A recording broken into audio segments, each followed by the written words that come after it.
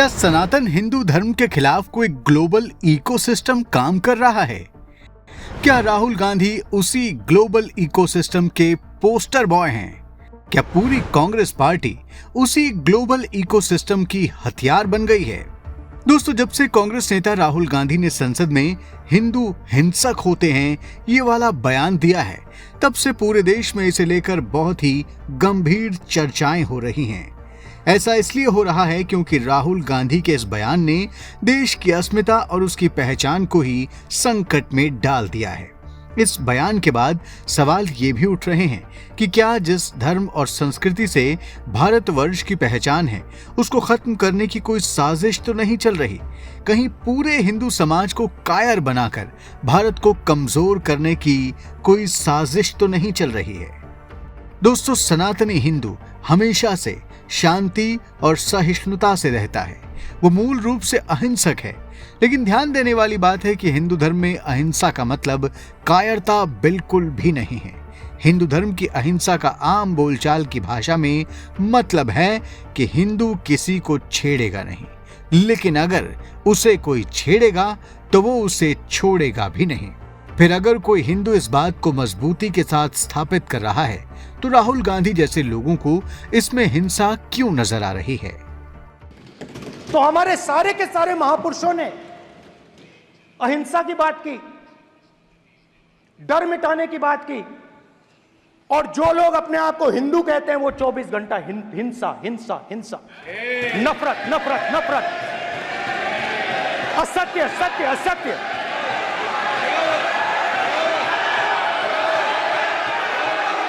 आप हिंदू हो ही नहीं। दोस्तों, राहुल गांधी खुद को जनेऊधारी ब्राह्मण यानी हिंदू कहते हैं, लेकिन संसद में ईश्वर की शपथ नहीं खाते। राहुल गांधी संसद में राजनीति करने के लिए भगवान शिव की फोटो लेकर चले आते हैं, लेकिन सावन में बड़े चाव से चिकन मटन खाते हैं। दोस्तों, राहुल गांधी जैसे लोग असल में दिल से नहीं दिखावे से हिंदू हैं। उनके इस दिखावे का मकसद सिर्फ राजनीति है, क्योंकि अंदर से ऐसे लोग हमेशा एक ऐसा नैरेटिव सेट करना चाहते हैं जो हिंदू धर्म के खिलाफ हो।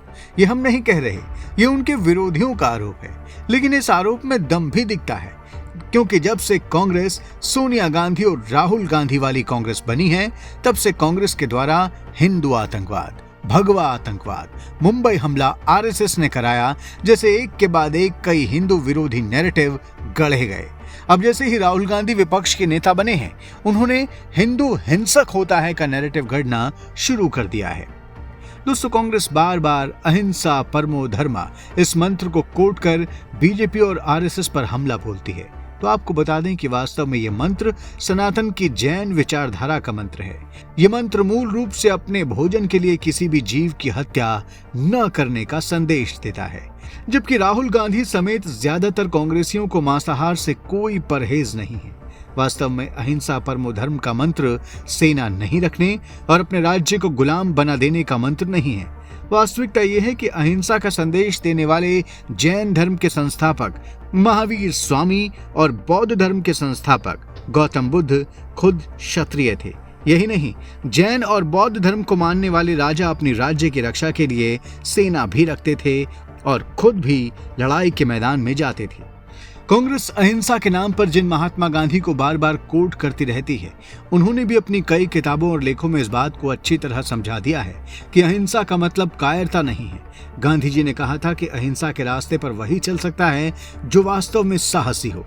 इसलिए हिंदू वास्तव में साहसी है, और जो साहसी है वो कायर नहीं हो सकता। वो अपने सामने अपनी कौम की आत्मा को मरते हुए नहीं देख सकता। हिंदुस्तान की मूल आत्मा सनातन हिंदू है। सदियों से इसे मारने की कई कोशिश हुई, लेकिन हिंदुओं ने हमेशा इसका प्रतिकार किया और इसे मरने नहीं दिया और आगे भी मरने नहीं देंगे। दोस्तों, कई हिंदू संगठनों का आरोप है कि कांग्रेस पार्टी और राहुल गांधी के पीछे एक ग्लोबल इकोसिस्टम भी है जो उनसे ये काम करा रहा है। आरोप ये भी है कि ये वही इकोसिस्टम है जो जर्मनी से काम करने वाले ध्रुव राठी जैसे यूट्यूबर्स को भी प्रमोट कर रहा है। ये इकोसिस्टम भारत और उसकी सनातन हिंदू आबादी को भाषा, जाति, उत्तर दक्षिण जैसे आधारों पर बांटना चाहता है, ताकि भारत एक मजबूत देश न बन सके। अपने मकसद को पाने के लिए ये इकोसिस्टम वैध और अवैध दोनों तरह से जबरदस्त फंडिंग भी कर रहा है, जिसकी वजह से कांग्रेस और राहुल गांधी की तरह दूसरी पार्टी और उसके नेता भी इनके टूल बन गए हैं। पीएम मोदी ने खुद संसद में इस इकोसिस्टम के बारे में सदन ही नहीं बल्कि पूरे देश को चेताया है और इसे बहुत गंभीरता से लेने की बात कही है। दोस्तों, भारत के खिलाफ ऐसा इकोसिस्टम सदियों से किसी न किसी रूप में लगातार काम कर रहा है। इससे पहले भी मुस्लिम और अंग्रेज शासकों, इतिहासकारों और चिंतकों ने हिंदुओं के सहिष्णु होने का नाजायज फायदा उठाया है। इन लोगों ने सहिष्णुता और अहिंसा के नाम पर हिंदुओं को वास्तव में कायर बनाने का कुचक्र चलाया था। कई विद्वानों का आरोप है कि आजादी के बाद सेकुलरिज्म के नाम पर कांग्रेस, वामपंथी और कई समाजवादी विचारधारा वाले दल इस कुचक्र को आगे बढ़ा रहे हैं। दोस्तों, सनातनी हिंदू मूल रूप से सहिष्णु होता है। सनातन का सिद्धांत है कि जियो और जीने दो। एक हिंदू की नजर अपने धर्म, संस्कृति और आध्यात्म पर ही ज्यादा रहती है। वो दूसरे धर्मों के मामले में ज्यादा दखल नहीं देता। लेकिन इसका मतलब ये नहीं है कि हिंदू कायर है। अगर सामने वाला कोई विधर्मी हिंदू धर्म और संस्कृति के खिलाफ कोई काम करेगा तो हिंदू उसका प्रतिकार करेगा। अगर गौ हत्या होगी तो हिंदू विरोध करेगा। अगर लव जिहाद होगा तो हिंदू विरोध करेगा। अगर वोट जिहाद होगा तो हिंदू विरोध करेगा। अगर सनातन हिंदू समाज को कोई बांटने की कोशिश करेगा तो हिंदू विरोध करेगा। अगर सनातन हिंदुओं की जमीन पर कोई मुस्लिम राष्ट्र का एजेंडा चलाएगा तो हिंदू विरोध करेगा। अगर सत्ता के तुष्टीकरण की राजनीति होगी तो हिंदू विरोध करेगा। अगर पाकिस्तान भारत में आतंकवाद फैलाने की कोशिश करेगा तो हिंदू विरोध करेगा। अगर कोई हिंदू इस विरोध को हिंसा कहता है तो ये कायरता और मूर्खता की पराकाष्ठा ही होगी। अगर कोई गैर हिंदू इस विरोध को हिंसा कहता है तो इसमें किसी बड़ी साजिश की बू आती है। हमें दोनों ही स्थितियों में सावधान रहना होगा। न तो हमें मूर्ख और कायर हिंदू समाज चाहिए और न ही हमें किसी साजिश का शिकार बनना चाहिए। दोस्तों, हिंसा, अहिंसा और सहिष्णुता को लेकर आप क्या सोचते हैं, ये कमेंट बॉक्स में जरूर बताइएगा। और वीडियो पसंद आया हो तो इसे लाइक और शेयर करें और चैनल को सब्सक्राइब करें। और हाँ, नोटिफिकेशन के लिए बेल आइकन दबाना भी बिल्कुल ना भूलिएगा। धन्यवाद।